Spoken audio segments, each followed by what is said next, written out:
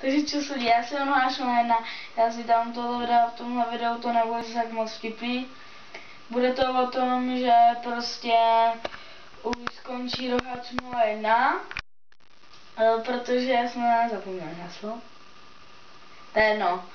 Prostě skončíme, protože jsme zapomněli to heslo, ale s bratrem budeme natáčet na společný kanál a my vám do popisku napíšeme, jak by se měl asi jmenovat, ale ještě nebude crosskliknutí, že opravdu nemůže mít na jednom počítači 2 účty.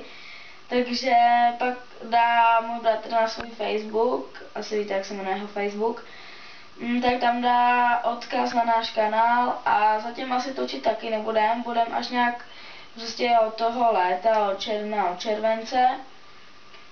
A to je asi všechno pro tohle video. A já se s vámi loučím a než se s vámi rozloučím, tak vám ještě řeknu, že třeba těch 46 nebo 5 odběratelů, co mám, tak my vám dáme vlastně na Facebook a do popisku, jak se bude jmenovat, tak běžte hned tam a všechny klikněte na odběr. Jinak moc vám děkuju za podporu a doufám, že s bratrem bude mít takovou stejnou podporu a dobrý stejný fanoušky. Zatím čus.